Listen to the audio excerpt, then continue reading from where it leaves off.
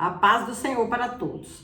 A nossa lição de hoje é a lição de número 11 do quarto trimestre do ano de 2022, que tem por título A Visão do Templo e o Milênio. O texto áureo que se encontra em Isaías 6:3 nos diz: E clamavam uns para os outros, dizendo: Santo, Santo, Santo é o Senhor dos Exércitos. Toda a terra está cheia de sua glória. A verdade prática. O ultraje à santidade divina traz destruição espiritual. A santidade de Deus é a expressão máxima de sua glória. Depois das visões e dos diversos discursos contra o templo e contra a cidade de Jerusalém em Ezequiel, os oráculos divinos substituem ameaças e castigos por bênçãos futuras. Estudamos na lição passada a restauração espiritual de Israel, que o profeta anunciou para um futuro distante. Veremos a partir de agora, a partir dessa lição, o epílogo da revelação de Ezequiel.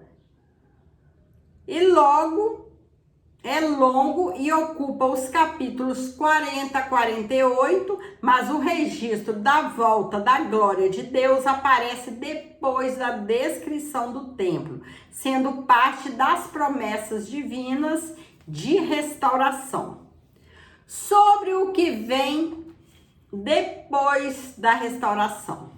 Essa parte da revelação de Ezequiel segue o mesmo padrão da sua experiência, no início de sua vocação, que ocupa todo o capítulo 1. A linguagem é a mesma da visão do capítulo 8, quando o profeta foi levado em espírito para Jerusalém e para o templo.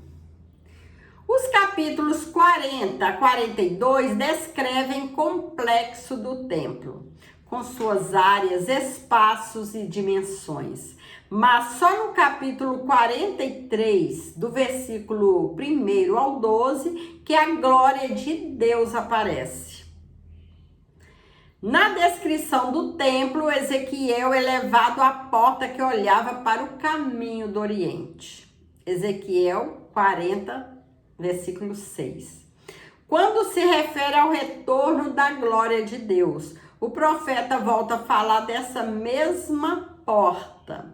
A intenção do Espírito Santo é fazer o destinatário original desses oráculos lembrar que quando a glória de Deus se afastou da casa de Deus, foi em direção ao Oriente. Ezequiel, capítulo 10, versículo 19 e capítulo 11, versículo 23. E que o seu retorno será pelo mesmo caminho. Observe que a glória de Deus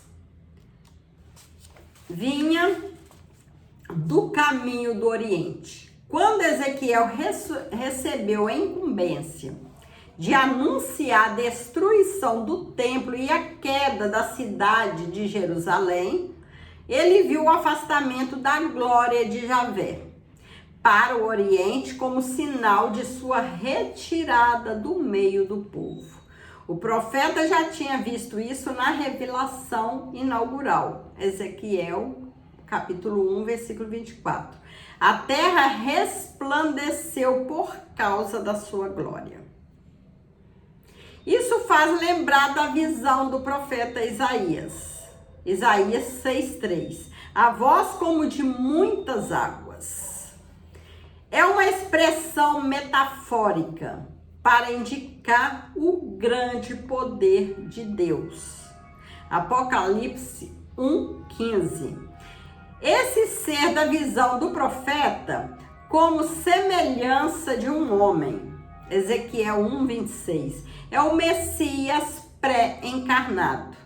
Vimos a sua glória como a glória do unigênito, do Pai cheio de graça e de verdade. João 1,14. Quando veio ao mundo na plenitude dos tempos.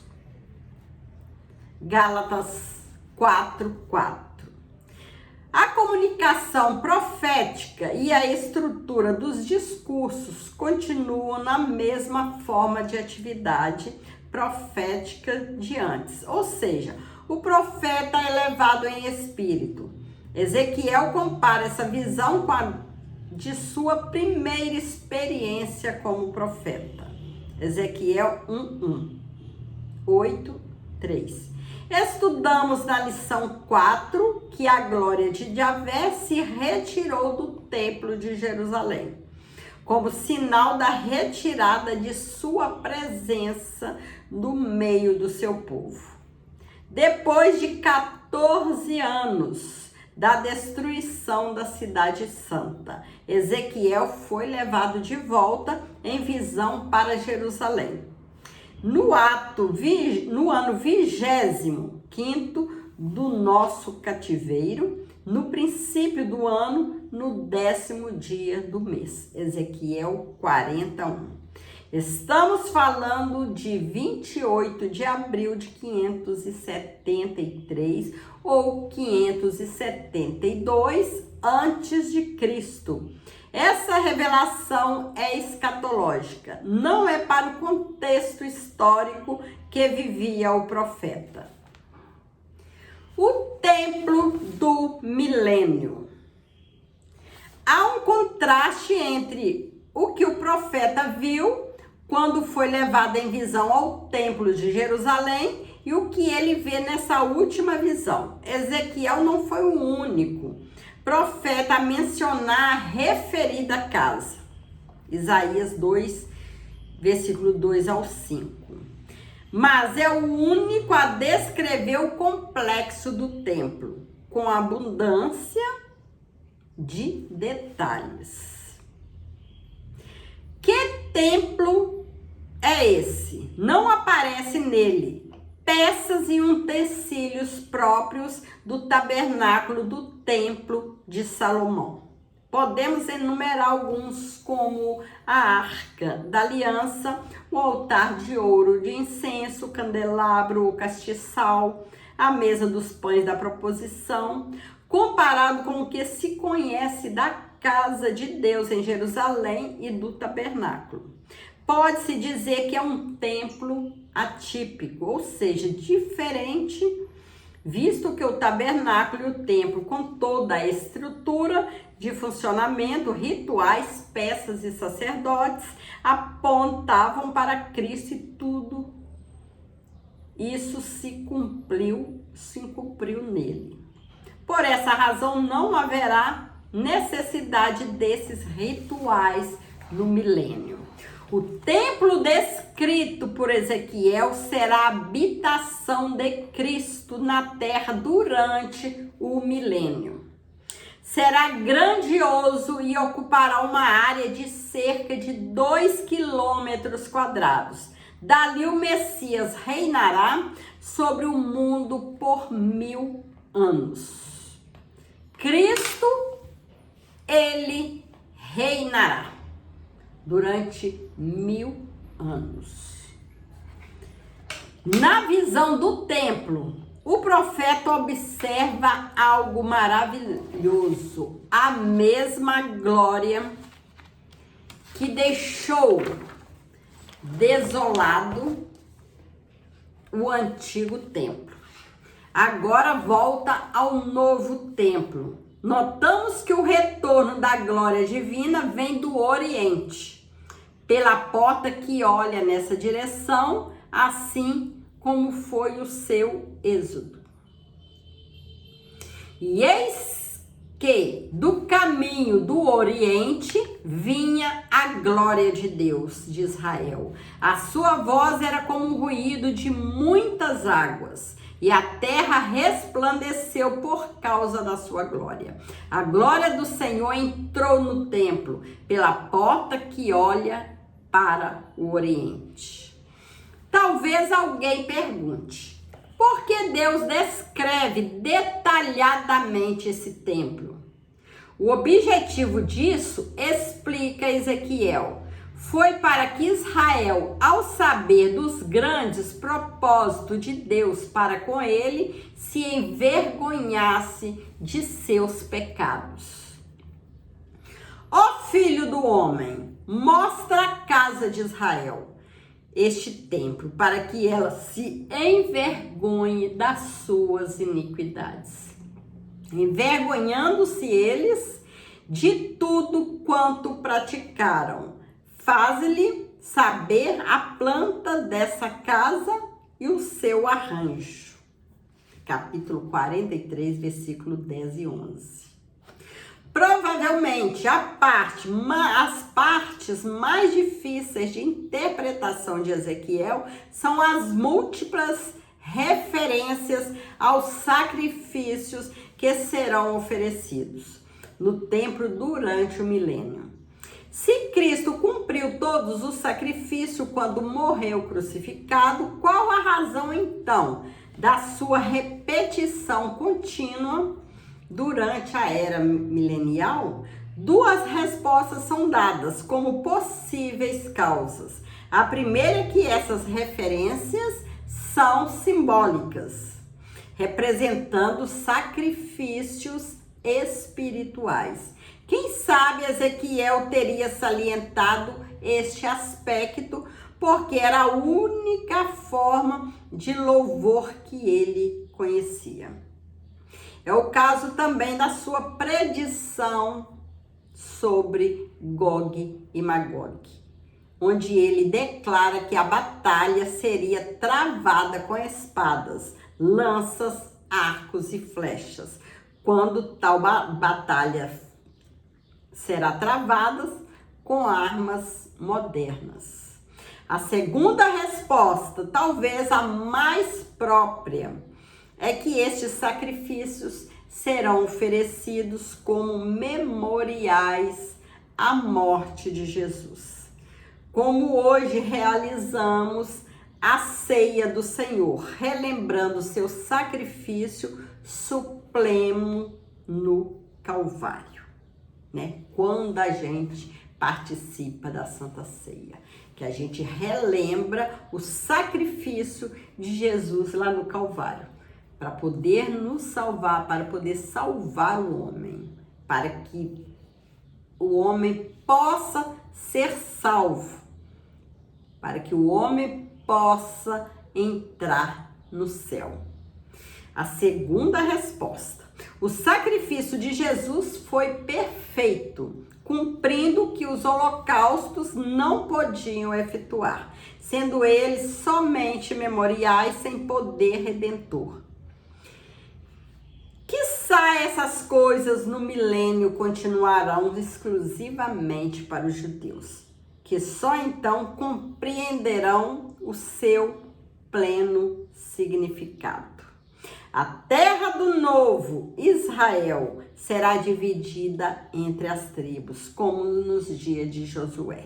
Desta vez, porém, a terra será muito mais extensa, irá do Mediterrâneo ao rio Eufrates, como Deus tinha prometido a Abraão, como está registrado em Gênesis 15, 18. Atualmente, esta mesma terra é na sua maioria deserta e quase sem valor, a não ser as suas fontes minerais. A fim de restaurá-la, um grande rio jorrará debaixo do templo. Disso resultará que o terreno seco reflorescerá como a rosa. Isaías 35:1. Imagine por comparação o poderoso rio Amazonas com os seus afluentes sendo desviado para irrigar o árido nordeste do Brasil. Mas Deus, quando promete, ele cumpre. E as profecias do Senhor estão sendo cumpridas e vão continuar sendo cumpridas até a volta do Senhor Jesus. Glória a Deus. A comunicação profética E a estrutura do discurso continua na mesma forma da atividade profética de antes, ou seja, o profeta é levado em espírito. Então já falamos sobre o templo do milênio, que será um templo diferente, né? Da visão que Ezequiel não aparecem nesse templo peças e utensílios próprios do tabernáculo ou do templo de Salomão. Uma dispensação diferente. O último bloco do livro de Ezequiel, capítulo 40 ao 48, foca o novo templo, a nova forma de adoração a Deus e a partilha da terra santa entre as tribos de Israel, como nós já falamos. Tudo isso aponta para o milênio, o reinado de Cristo de 1000 anos. Apocalipse 20, versículo de 1 ao 5, anunciado pelos profetas. Ezequiel 37, 22. Há muitas interpretações sobre o templo de Ezequiel. É extremamente difícil separar o literal do simbólico. Sabemos que esse é o templo do milênio, mas como Jesus já foi sacrificado por nós, seria necessário o sacrifício de animais. O incenso representa as nossas orações. Salmo 141, 2, Apocalipse 8, 3. O castiçal tipificava Cristo como a luz do mundo. João 8, 12. A era messiânica será marcada pela presença real e literal de Cristo. Apocalipse 20, versículo 1 ao 5. Um ritual diferente, sem a Arca da Aliança. Naqueles dias, diz o Senhor, nunca mais se dirá a Arca do concerto do Senhor. Nem lhes virá ao coração, nem dela se lembrarão, nem a visitarão, isso não se fará mais. Ela não aparece no templo de Ezequiel e nem mesmo no templo de Zorobabel. Ela aparece pela última vez na Bíblia no reinado de Josias. Segundo Crônicas 35, 3. Depois disso, a arca desapareceu completamente da história. A Arca da Aliança era o símbolo da presença de Deus. Êxodo 25, 22. Levítico 16, 2. E foi confeccionada pelos israelitas por ordem de Deus durante a peregrinação do deserto. Está registrada em Êxodo 25, 10 ao 16 e capítulo 37, do versículo 1 ao 9. O ponto mais crucial da visão de Israel é a descrição dos sacrifícios no sistema levítico, visto que o Senhor Jesus já cumpriu toda a lei, tornando sem efeito a eficácia do modelo mosaico. O apóstolo Paulo usa uma metafórica linguagem do sistema de sacrifício do Antigo Testamento para o culto e os serviços cristãos. Romanos 12, 1, 2 e 1 Coríntios, capítulo 9, versículo 13 e 14, Filipenses, capítulo 4, versículo 18. Mas existem diversas explicações para os sacrifícios no milênio em Ezequiel. Uma delas, e a principal, considera o sacrifício como literal. como memória do sacrifício de Cristo, assim como a ceia é celebrada por nós, né? Que nós já falamos sobre isso. No reino de meu Pai, Mateus 26, 29. Ou no reino de Deus, Marcos 14, 25. No novo templo não haverá a arca da aliança. Seus sacrifícios serão um memorial, pois é uma nova dispensação. A glória de Deus volta ao templo. O Espírito Santo levou Ezequiel para o átrio interior do templo, como havia feito anteriormente. Ezequiel 8, versículo 1 ao 3. Vimos isso na lição 4, mas nessa ocasião a situação do templo e dos adoradores era de completa apostasia com práticas abomináveis. Dessa forma, o profeta viu que a glória do Senhor encheu o templo, como aconteceu com Moisés na dedicação do tabernáculo a Deus.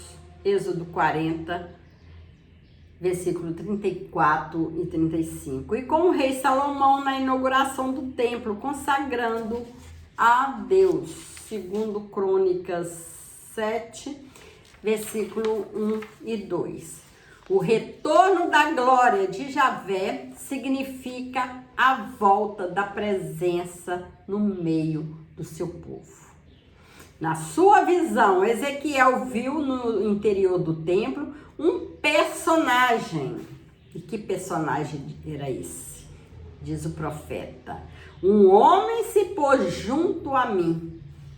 Pelas características, tudo indica se tratar do anjo do Senhor, que é o próprio Javé, pois ele fala em primeira pessoa. Este é o lugar do meu trono e o lugar das plantas dos meus pés, onde habitarei no meio dos filhos de Israel para sempre. E os da casa de Israel não contaminarão mais o meu nome santo. Como na revelação a Moisés no sinal, a manifestação do anjo do Senhor. Assim como a idolatria foi erradicada definitivamente do meio do povo de Israel durante o exílio da Babilônia, no mesmo modo todas as abominações e prostituição desaparecerão do meio do povo. Será o lugar do trono de Deus e da planta dos seus pés. A santidade de Javé é um dos atributos mais solenizados nas Escrituras. 1 Samuel 2 e 2. E no milênio nunca mais entrará coisa impura na cidade santa. Isaías 52, 1. Isso porque esta é a lei da casa. Sobre o cume do monte, todo o seu contorno em redor será santíssimo. Eis que esta é a lei da casa. Ezequiel 43, versículo 12. Então, o templo descrito por Ezequiel será a habitação de Cristo na terra durante o milênio. Esse milênio será 1000 anos que Jesus vai reinar sobre a terra. Será grandioso. Esse templo ocupará uma área de cerca de 2 quilômetros quadrados. Dali o Messias, Jesus, reinará sobre o mundo por 1000 anos. Esta é a visão de Ezequiel. E Deus deu essa visão a Ezequiel e será cumprida. Nós cremos na Bíblia Sagrada, nós cremos na Palavra Santa e esse dia vai chegar em que Cristo reinará na terra por 1000 anos. Chegamos à conclusão da lição de hoje. O chamado de Ezequiel para o ministério dos profetas aconteceu pela visão da glória de Deus. E assim que o livro começa, cuja visão ocupa todo o capítulo 1. Outra vez ele foi levado em visão para Jerusalém, quando testemunhou as abominações no interior do templo, razão pela qual a casa de Deus foi destruída. O retorno da glória de Deus acontece depois da restauração espiritual de Israel no novo templo, que Deus mostrou a Ezequiel em visão. Que o Senhor possa continuar nos abençoando, abençoando você, abençoando sua família, e que nós possamos a cada dia estudar e praticar a palavra de Deus, porque é uma palavra verdadeira. São promessas de Deus e nós cremos que ela vai se cumprir e que nós um dia moraremos no céu, na celestial mansão, na mansão que o Senhor já reservou para nós, já está reservada para nós. Um lugar de paz, um lugar onde não haverá morte, não haverá ódio, não haverá nada de ruim. Apenas paz, louvor ao nosso Deus, adoração ao nosso Deus. Fique com Jesus. Deus te abençoe.